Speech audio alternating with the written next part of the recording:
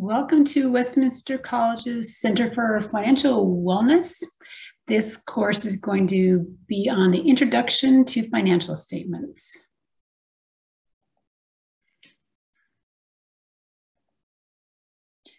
All right, first of all, let's just talk about what the purpose of financial statements are, because they're costly to make for companies. So why would they bother expending the time, the money, and the effort to create them? Well, financial statements are what companies use to communicate the results of that company's operations to those that are external to the company, like banks or investors or analysts. Since these external people don't have access to the amount or the type of information that owners or management do, then these external users have to rely on the companies to provide that information, and they do it via financial statements. Okay, often external users will analyze the financial statement information and compare it to prior years for that company, or even compare it to other companies.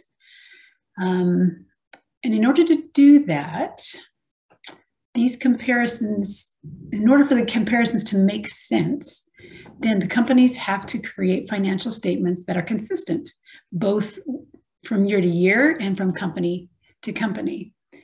In other words, all companies follow the same accounting rules to create their financial statements. All right, so the four main financial statements are the balance sheet, the income statement, the statement of stockholders' equity, and the cash flow statement. Okay, while all of these financial statements, well, each of them focus on a specific types of information or different aspects of what the company has been doing, they all are based on the exact same transactions. They just view it from a different perspective. We'll take a few minutes now to look at each of these financial statements and see what each is about, how they're each unique. Okay, the first one we'll start with is the balance sheet. The balance sheet summarizes the stuff, as I've said, that the company owns or controls, as well as displays who has claims to that stuff. All right, so the stuff that I'm talking about, we refer to it in accounting as assets. So assets are things like buildings, a truck, inventory, cash. Those would be assets. Right, these assets for a company will have claims on them, either by the company itself or by an external entity, external to our company. So claims that a company has on its assets are called equity, and claims that others that are external to the company have on the assets are called liabilities. In other words, companies don't necessarily own all the assets that they have listed on a balance sheet. Some may be owned, but some the company just has rights to use. Likewise, a single asset could be partially owned by the company, equity, and partially owned by a creditor. So that would be a liability. If you have a mortgage on a house, you're very familiar with this concept. So let's explore it a little bit more by looking at a purchase of a car. All right, so let's pretend that somebody buys a car. In our little example, they're going to spend $30,000 on it. Here's our $30,000. And he buys it by getting $10,000 of his own cash. He saved it up, earned it, whatever, and then he gets a loan from the bank for the $20,000. All right. So the individual who bought the car then now has an asset worth $30,000 with equity claims of the 10 and liability claims of the 20. So that gives us what we call the balance sheet equation. So assets of 30 equal liabilities of 20 and equity of 10. This is a really important, it's an incredibly useful equation for accountants and analysts.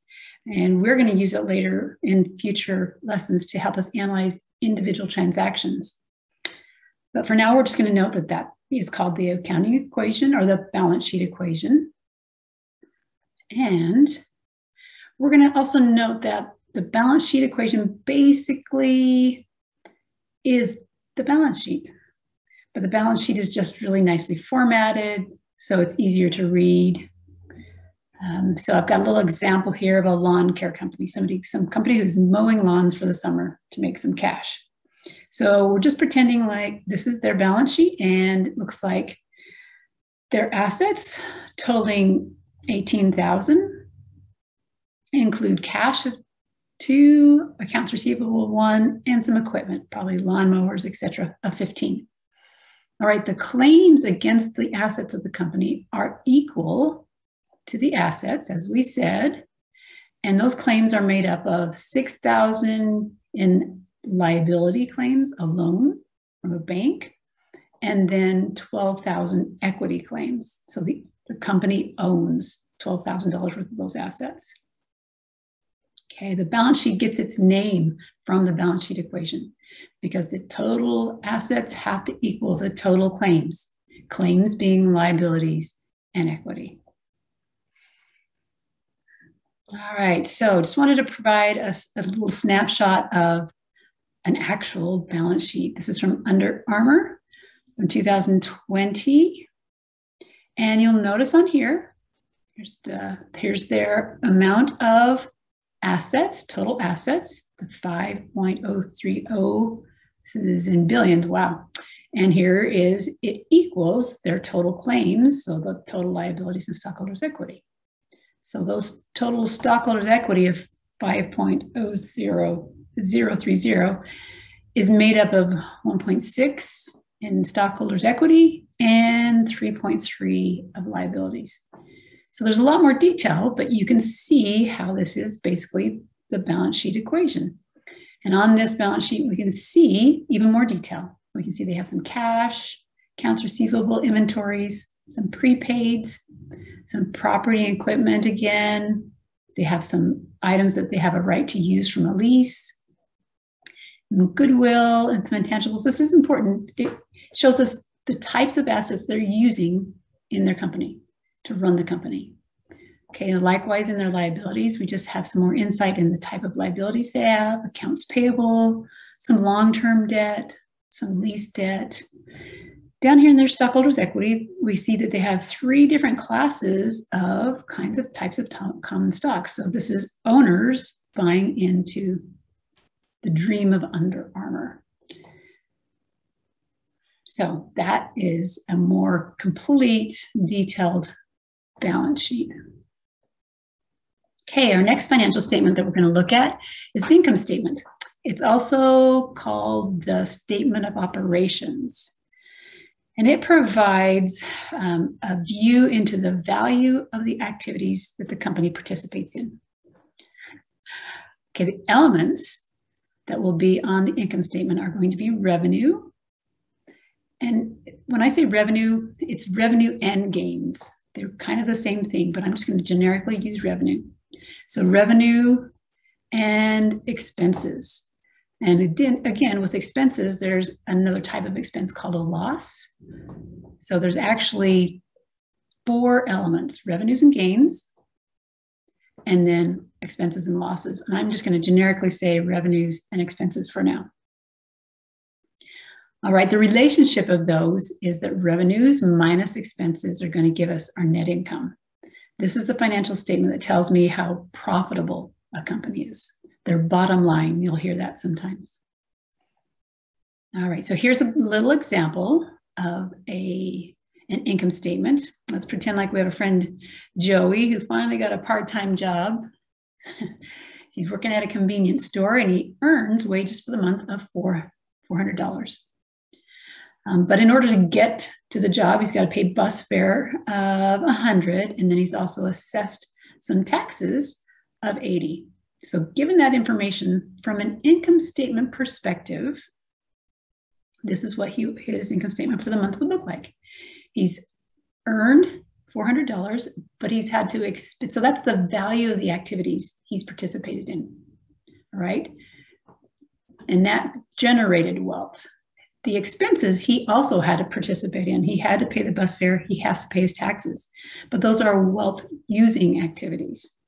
So our revenues minus our expenses will give us our net income of $220. So he's $220 better off at the end of the month for having participated in those activities. All right, again, another little example from our lawn care company. Let's just kind of look at it and see if we can figure out what they've been doing. So they've been participating in wealth generating activities for $25,000 for the year. That's how much they've earned. The activities they've had to participate in that used up some of their wealth are going to be salary, had to pay people, had to use up some gas, some advertising, and had to pay taxes. All right, so those equal 20. So this little company's net income for the year is $5,000. So again, this is a simple revenues and gains minus expenses and losses equal our net income. Again, I just wanted to provide an example of an actual income statement, or they actually call theirs the statement of operations, like I mentioned they might. All right, pretty standard. Here's our net revenues. So this is them generating wealth by selling athletic apparel and equipment.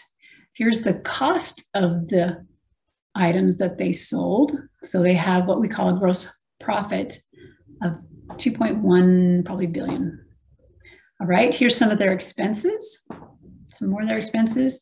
The general administrative and selling expenses are going to be the things where they rent expense, salary expense, utilities expense, everything is just bundled into one big number there. Looks like they've had some restructuring they've had to do. So that's been an expense in 2020 and 2018. Let's see what else. Some interest expense, probably have some debt. So they got to pay some interest. And there's tax expense. We would expect that. But bottom line, here is their net income. Looks like in 2020, they incurred a loss. Bad year for Under Armour. But bottom line, their revenues minus all these different expenses give us their net income. So they're not better off in 2020. From their activities were worse off. They weren't able to generate net income. They had a net loss. Okay, cash flow is our next financial statement. Because cash flow is has such an important role, it gets its own financial statement. So the purpose of the cash flow statement is to provide insight as to how the activities that the company has been involved in generate and use up cash. On the cash flow statement, each activity that involves cash has to be included in one of three areas. And I've listed these here. The operating activities, investing activities, and financing activities.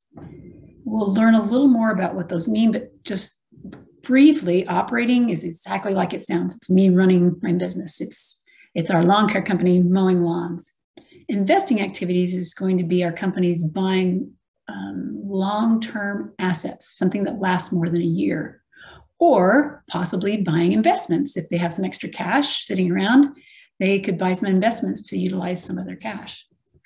Financing activities, I like to call these activities where you're begging for money or paying back people who you begged money from. So it's going to be from borrowings from creditors or contributions or dividends to stockholders, ownership. So cash flow has that unique perspective of the activities. All right, we've got a little example here again. All right, so we're going to say that Barry, we're going to look at Barry doing some activities, and we're going to look at it from a cash flow perspective. So it's important to realize that we could look at this same scenario from Barry from the income statement or the balance sheet, but we're looking at these activities from the cash flow. Okay, so Barry wants to buy a bike that costs $500. So he works for a month and he makes $300. So he has his own money. He receives a loan from his mom of $50, and then his brother Larry agrees to give him $150 And in return, Larry gets to use the bike. So you can see that Larry has a little bit of ownership, whereas Barry's mother does not. This is just a straight up loan. She expects to get paid back. And so how would we interpret this on a cash flow? All right, so cash from operations, that's from Barry working, that's going to be our $300. And notice it's positive because it's in inflow. He's getting that money. He's the company. Cash from financing, we're going to go down to that one next. It's $200, and that is made up of the loan from his mother of $50 and the inflow of cash from his brother, Larry, of $150. That's the $200. So Barry gets another $200. What does he do with the $300 and the $200? He spends it all investing in a bike that's going to last longer than a year. So this is a simple little example of what a cash flow might look like. His net cash flow for this period of time is zero. He used up everything he earned and borrowed or begged his brother for. All right, here's our example. Another example. So it's our little lawn care company again. This one has a little more detail. Let's see, for the year ended 2022, they had operating cash flow, net cash flow of $4,000. So them mowing lawns got them $4,000 inflow of cash. So it looks like they took some money of their earnings, their money, and invested in some assets, maybe more lawnmowers, but it's an outflow. You can see that it's $10,000 outflow. And then again, from financing activities, whether it be from a loan from the bank or somebody contributed more ownership capital into the company, they had an inflow of $1,000. So if you add these three up, the 10, negative 10, and the 4 and the 5, so negative 10 plus 5 is negative 5. So that explains the cash change for the period. At the very end of the cash flow statement, what you're going to see is what we started with. We started the year with 7,000. We ended up with 2. Well, that would mean that we used up 5,000. So that's what this is telling us. We went down by 5. The main part of the cash flow is explaining how we decreased in this year by the 5,000. So that is the perspective of the cash flow and what it does for us. Again, showing you an official financial statement from Under Armour. It's a busy financial statement, but let's just look at the basics. Here is our cash flow from operating. Here is our cash flow from investing. Here's our cash flow from financing. So the 3 basic areas that we have. All right, here's our net cash increase or decrease. Then this shows us what we had at the beginning. So we had 796. We had the 732, and we now at the end of the year have about 1.5 billion, I guess this would be, in cash for Under Armour. Yes, so there is a lot of detail on this beyond our class. But you can look at some of these and see it kind of makes sense. In investing activities, they're purchasing a business, they're selling a portion of a business, MyFitnessPal. They're buying some more property. Down here in financing, it's dealing with debt and some stock options. So these kind of make sense. These are things that I would expect to see in here. The operating activities is a little harder to understand, but again, it's going to be the activities that generated cash from operations. So from Under Armour selling their athletic apparel.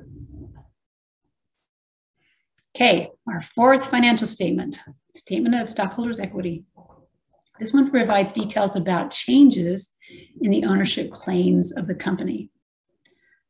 Those who have ownership within a company are really interested to see how the activities they've participated in have impacted the ownership rights.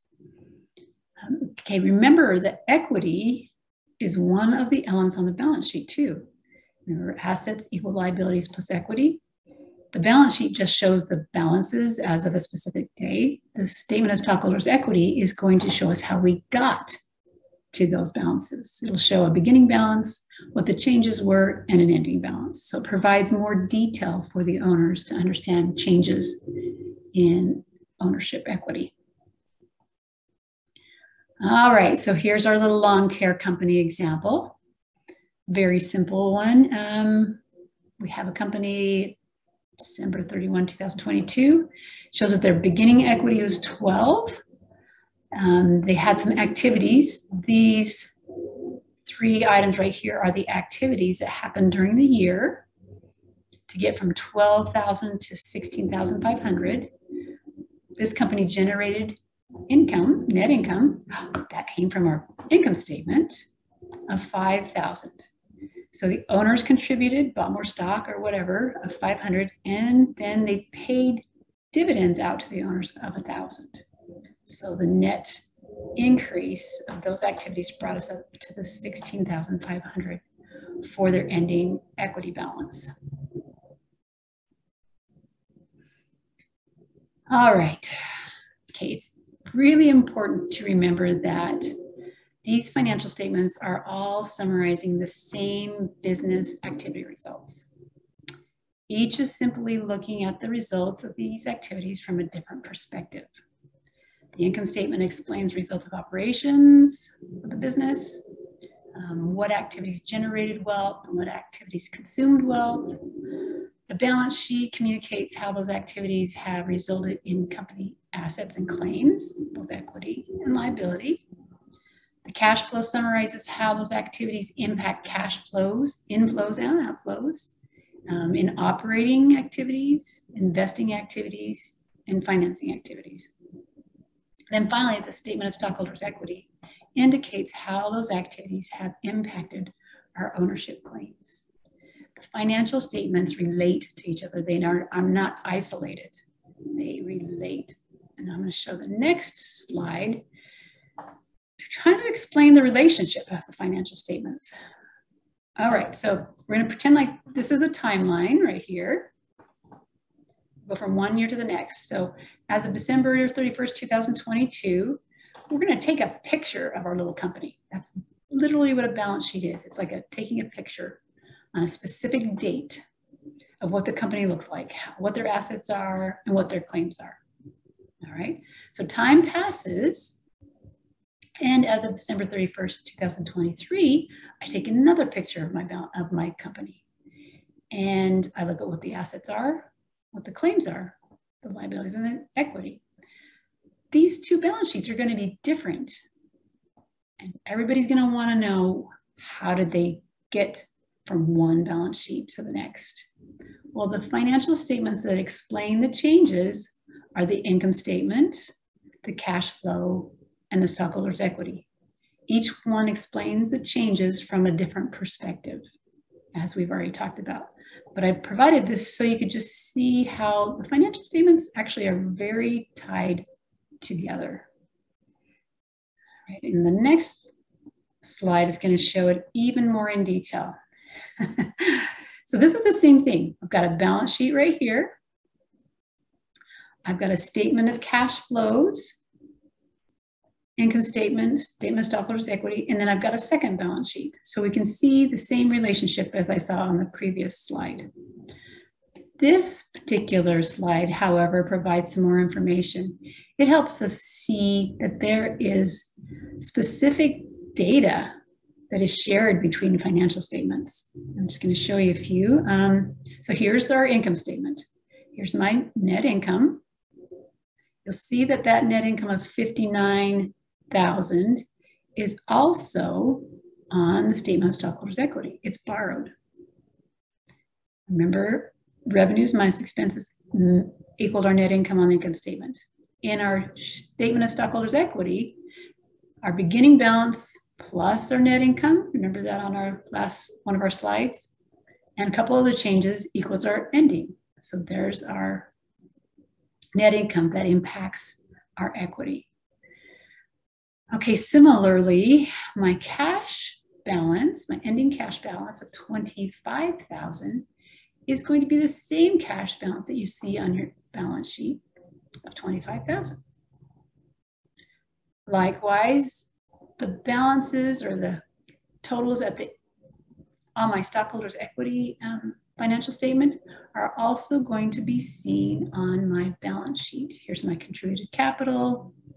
Here's my retained earnings. And here's what we call other. So they're all shared. So I wanted to show you this because I wanted you to appreciate how closely tied together the financial statements are. They're not isolated. So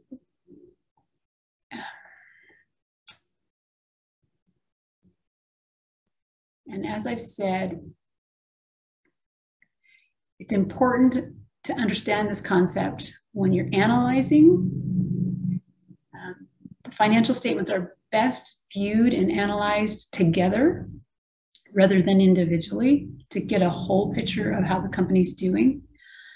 For our purposes in this little class, it's really good for us to understand that these financial statements articulate, because it's going to help us when we start the next lesson using the balance sheet equation. So that is the end of this class, and I look forward to working with you in our upcoming class. My name is Rick Haskell, and I'd like to thank you for watching this video as part of the Bill and Vieve Gore School of Business's Business Certificate Series. I'm a finance professor in the business school, where I'm also the director for the college's Center for Financial Wellness. The Business Certificate Series is offered through the Center as part of our outreach through the Gore School of Business. You can follow us on social media through Westminster's Instagram, YouTube, LinkedIn, or Facebook pages. You can use the QR codes provided or simply go to these websites. Thank you.